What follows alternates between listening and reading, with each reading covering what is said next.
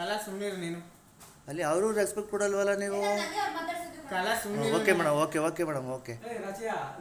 ಸಮಸ್ಯೆ ಏನು ನಿಮ್ದು? ಸಮಸ್ಯೆ ಏನಿಲ್ಲ ನನಗೆ.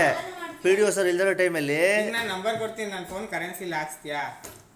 ನಾನೇ ಹಾಕ್ಸ್ಕೊಡ್ಬೇಕಾ? ನನ್ನ ಸರಿ ಆಯ್ತು. ಫೋನ್ ಕಣಪ್ಪ, ಅದು ನನ್ನ ಪರ್ಸನಲ್ಗೆ ನಾನು 15,000 ಕೊಟ್ಟು ಫೋನ್ ತಗೊಂಡಿರೋದು, ನನ್ಗೆ ಯಾರು ಕೊಡ್ಸಿಲ್ಲ. ಅದು ಪಂಚಾಯತಿಗೆ ಗೌರ್ಮೆಂಟ್ ಫೋನ್ ಕೊಟ್ಟದೆ, ಫೋನ್ ಅದೇ ಕರೆನ್ಸಿ ಹಾಕ್ಸದೆ.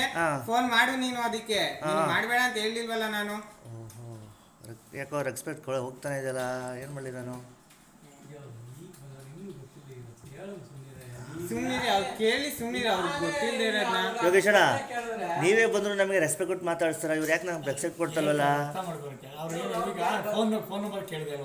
ಕೇಳಿದೆ, ಅದಕ್ಕೆ ಅವ್ರು ಕೊಡಲ್ಲ ಅಂದ್ರು. ಏನಕ್ಕೆ ರೀಸನು?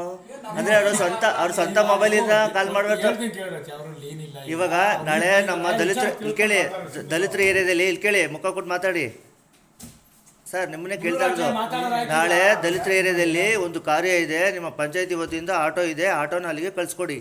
ಆಯ್ತು, ಕಳ್ಸ್ಕೊಡುವ. ನಿಮ್ಗೆ ಏನ್ ಬೇಕು ಕೇಳು, ನಾನು ಕೇಳ್ಬೇಡ. ನಿನ್ನೆಲ್ಲ ನೀವು ಆಯ್ತು ಹೇಳಪ್ಪ. ರೆಕಾರ್ಡ್ ಆಗಿದೆ, ಈಗ CEO ಗೆ ಸೆಂಡ್ ಮಾಡ್ತೀನಿ, ಸರಿನಾ?